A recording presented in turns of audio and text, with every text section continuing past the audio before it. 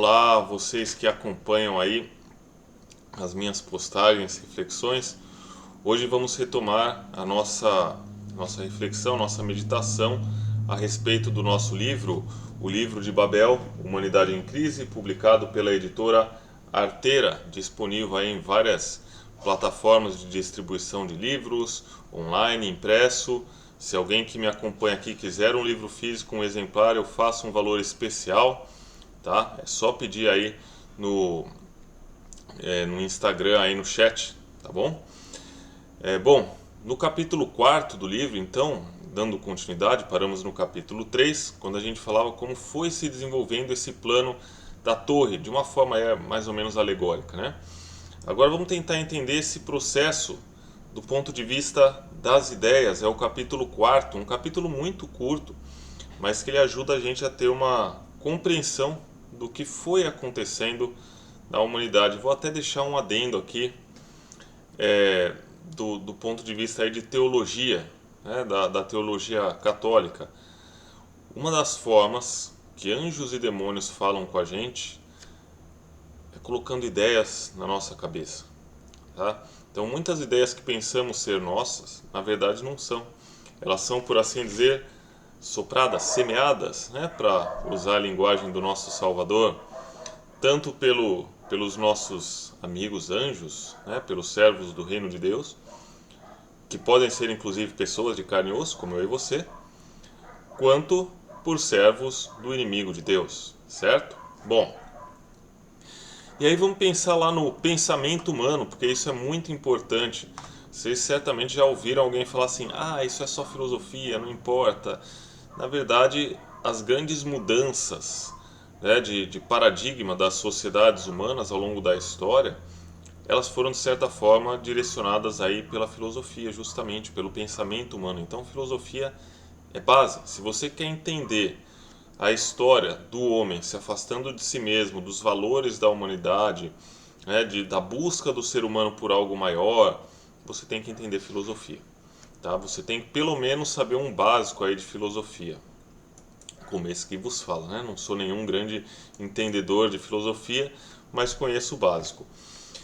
Então vamos lá. Durante a antiguidade, né, quando a filosofia vai se desenvolver ali na Grécia Antiga, essa filosofia ocidental que nós conhecemos, lá por volta do século IV, V a.C., nós temos muito cedo na filosofia, né, ela vai ter alguns objetos de estudo. Então, primeiro nós temos uma fase aí mais ligada à mitologia, que é uma forma do pensamento de buscar explicar as coisas. E muito cedo vai aparecer o que mais tarde começou a se chamar de metafísica, ou você pode entender que é uma filosofia mais espiritualista, mais transcendental, mais holística, para usar uma palavra aí da moda, né?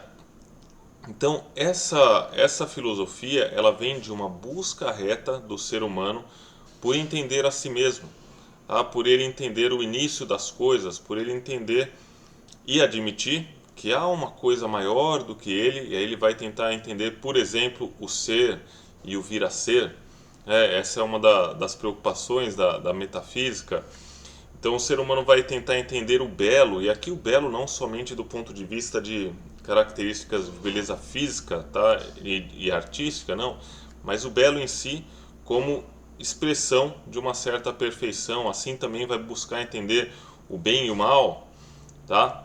Então isso aparece muito cedo na filosofia, e quando essa busca ela é sincera, assim como nós tínhamos reis pagãos que tinham uma busca sincera por Deus, e aí eles foram guiados pela estrela que os levou até o nascimento do nosso Salvador, assim também aquilo é um exemplo de como a humanidade, quando ela busca de coração aberto para a verdade, ela vai acabar indo nessa direção. Isso independente de Jesus já ter sido encarnado ou não, né? Então aqui estamos falando antes da encarnação do Verbo, mas vale a pena dizer que Jesus mesmo se identificou como a verdade, né? Eu sou a verdade, eu sou o caminho, a verdade e a vida. Portanto, quando o homem busca de coração com a mais reta intenção essas coisas, é como se Deus e os seus anjos, né, e de forma muito especial o Espírito Santo, colaborassem, para que ele encontrasse essas verdades maiores. Então, a gente tem esse período da filosofia muito interessante, onde você pode ver aquilo que alguns teólogos vão chamar de sementes do reino, tá? São sementes do pensamento cristão, daquilo que Jesus virá ensinar depois. Por exemplo, algo muito interessante é você buscar essa questão do ser e do vir a ser, que faz uma certa correlação aí com a identificação do próprio nome de Deus, que nós vocalizamos como Javé, né? Quando ele se revela, eu sou, significa eu sou o ser, né? Ou você poderia traduzir de certa forma como a existência, nada é sem Deus, eu sou aquele que é, né? Do outro ponto também dá para você buscar aí na filosofia de Platão. Ele vai comentar a respeito, aí vai ter aquele mito bonito que é o mito da caverna, muito embora ele estivesse falando aí num tratado mais ligado à política, dá para você aplicar aquilo em várias situações da vida, e aquilo tem muito a ver com a parábola, né, com a comparação que Jesus faz quando ele fala do cisco e da trave no olho, tá? E das pessoas verem, mas não enxergarem, ouvirem, mas não escutarem, e assim por diante, tá? E o que acontece, né, quando Jesus ele vai dizer assim que a sabedoria de Deus é loucura para os homens, né? Então aparecem essas sementes do reino nessa busca sincera. Só que aí desses objetos, vamos colocar assim, mais nobres, mais elevados, tá? De buscar o princípio das coisas, a beleza, o bem e o mal, a filosofia, de certa forma, ela começa a decair. Daí ela vai para a ética, que também são coisas, questões interessantes, né? Questões de valores, mas já desceu um degrauzinho, vamos colocar assim, porque agora eu estou pensando nas relações humanas e com o mundo material.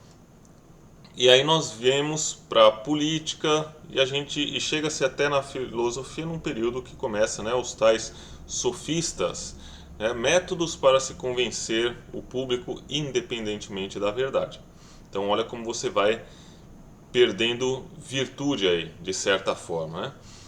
E aí nós temos certas fases da filosofia daí para frente, quando ela vai se aproximando de um materialismo, né, do século XV ao século XVIII aproximadamente, ali com suas raízes já em Aristóteles, lá na Antiguidade, tá? Nós temos o empirismo, que é uma das bases da ciência moderna, tá? Que vai dizer que o conhecimento é adquirido a partir de experiência prática e de vivências. Essa ideia, né, ela tem aí como defensores, por exemplo, John Locke, que é o pai do liberalismo, Francis Bacon, que é um dos pais da ciência moderna, e William de Ockham. Dentre outras coisas, então, você valoriza o sensível, tá? O empirismo, ele vai trazer o raciocínio indutivo, o método experimental que nas ciências modernas a gente busca a evidência científica e empírica, né? Aquilo que pode ser testado é objeto da ciência. Aquilo que não pode ser testado não é objeto da ciência.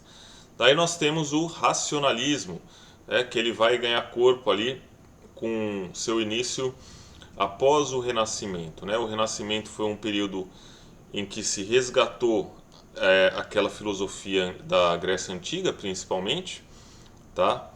E aí depois nós temos com o desenvolvimento do racionalismo, tá? Após o Renascimento, e aí você vai ter a valorização da razão, tá? Como fonte única e confiável do conhecimento.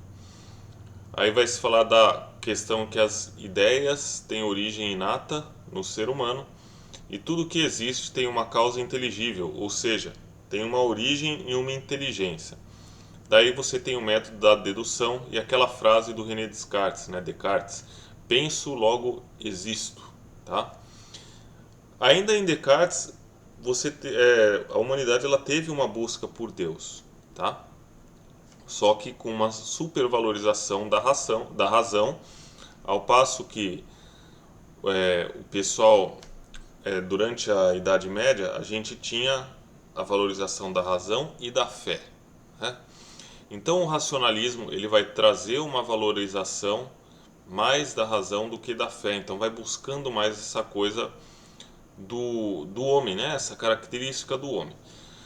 Aí nós vamos ter o positivismo, já no século XIX, em que ele vai radicalizar essas ideias e vai dizer que o conhecimento científico, de certa forma, é o único verdadeiro, como se o resto não tivesse importância, né? Então, o único conhecimento que realmente importa buscar é aquele que pode ser testado e comprovado a partir da racionalidade humana. E daí isso vai gerar o nosso período de cientificismo, tá? Esse pensamento, de certa forma, ele vem junto aí com a corrente iluminista, que vai valorizar então a razão sobre a fé, com influência dos racionalistas e dos empiristas, né? E essa ideia do iluminismo, ela é oposta, né? Ela vai ser muito marcada pelo antropocentrismo, que é o homem no centro das coisas, em contraposição ao teocentrismo, que era a humanidade guiada por Deus, tá? Onde você tinha uma preponderância da fé. Aí você tem a valorização da liberdade individual, tá? E aquela questão de que todo homem é igual perante a lei. Daí você pode pensar fatores positivos e negativos que vêm desse movimento, mas é parte da caminhada humana. Outra corrente que é importante nós pensarmos aqui é o hedonismo, né? Que ele tem as suas origens antigas, tá? Mas então nós tínhamos aí primeiro uma ideia de felicidade e que a finalidade da vida seria maximizar o prazer. Essa ideia vem de Artispo de Cirene. Depois temos o epicurismo, que seria um hedonismo mais leve. Na verdade, ele é bem diferente do outro, que ele fala que a felicidade está na busca de prazeres naturais, e aí prazeres naturais seriam prazeres moderados, tá?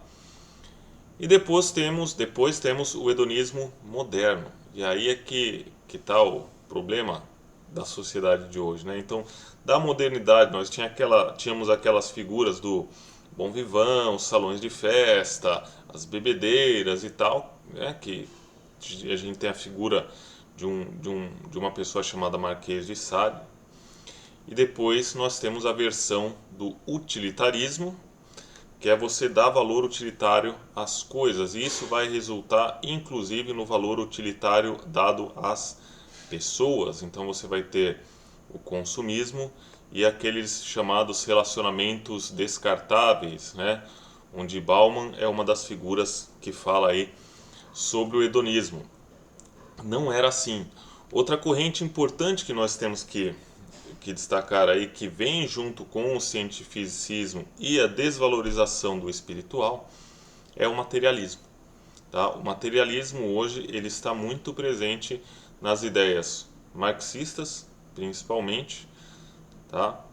Mas também ele vai estar presente em correntes capitalistas, tá? Em toda corrente, na verdade, que ela tenta ver o ser humano como um produto da sociedade e que busca uma espécie de paraíso material, né? Ou seja, não importa a questão da fé, um paraíso pós-morte, nós temos que lutar pelo paraíso terrestre. Isso é um pensamento pós-moderno, tá? Que ele se fixou e permanece aí, ele é completamente anticristão. O homem perde-se de si mesmo porque o homem intui que ele não é só uma realidade material.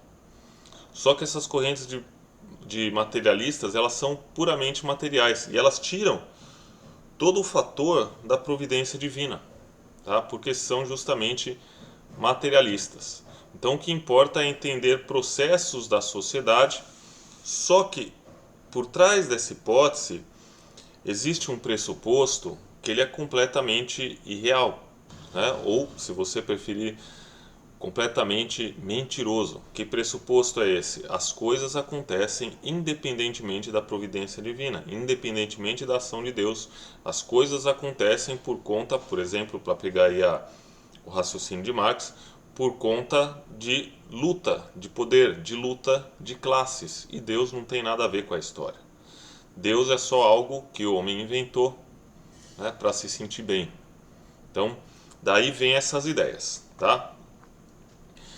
E aí o que vai acontecer? Aqui está aquele raciocínio do homem que ele vai buscando, voltando ao nosso livro, né? Cada vez mais se entreter com processos da construção daquela torre que supõe levar a um céu, mas que na verdade nunca vai chegar lá porque ela depende do esforço humano. Então o homem vai gastando cada vez mais do seu tempo e da sua energia construindo a torre, tá? E basicamente ele vai sendo obrigado, quase que por uma força da sociedade em que ele está, a abrir mão da sua humanidade e abrir mão de pensar ali, de escutar a voz de Deus, tá? E aí a gente tem, por exemplo, a situação do workaholic, né? As pessoas que só vivem para trabalhar, as pessoas que vivem cheias de tarefas, tarefistas, que vivem com tarefa o tempo todo, e aí você para um segundinho, você acha que você está perdendo tempo. Nós temos aí muitos casos de ansiedade e de depressão, porque ou você está sempre preocupado com o porvir, na sua sede de controlar tudo, ou pelo contrário, você se culpa demais pelo passado, ou simplesmente não consegue mais prosseguir porque a sua vida não tem sentido nenhum. Isso vai gerar uma depressão. E daí eu quero deixar muito claro aqui, tá, que no meu entendimento, teologicamente, cristamente falando, tá, e como pensador e mesmo como cientista, depressão e ansiedade tem sim tudo a ver com falta de Deus, não no sentido de você criticar quem está sofrendo por isso, porque muitas vezes a pessoa sofre por isso como resultado de todo um histórico, tá, de opressões que ela vai passando, inclusive pela sociedade, mas isso tem sim tudo a ver, não estou falando que é sempre assim, mas com o afastamento de Deus. Às vezes a pessoa é religiosa, às vezes a pessoa é super religiosa, mas ela não tem proximidade com Deus, ela não aprendeu a confiar na providência divina. Então veja bem, se você não aprendeu a confiar em Deus, você tem que confiar em você. Se você só tem você para confiar, você vai ser ansioso. Tá? Por que você vai ser ansioso? Porque depende de você o futuro. Né? Então você tem que sempre estar planejando e replanejando o futuro, está tudo na sua mão e a hora que alguma coisa sai do controle, talvez você se desespere. Do outro lado, a depressão também, você pode se culpar, tá? Ou ficar triste por não conseguir fazer o que outras pessoas estão fazendo, ou você simplesmente sabe dentro de você que esse modo de vida não tem sentido. E aí você não consegue forças para prosseguir, certo? Bom, então esse aí é o pensamento a respeito do capítulo 4, livro de Babel, Humanidade em Crise. Deixo as reflexões aí para vocês. Gostou? Tem dúvidas? Quer pôr alguma coisa para discussão? Interajam, por favor. Curtam lá, comentem, tá? Perguntem. Eu acho ótimo que haja interação. Muito obrigado aí a quem assiste, a quem acompanha e um forte abraço. Fiquem com Deus.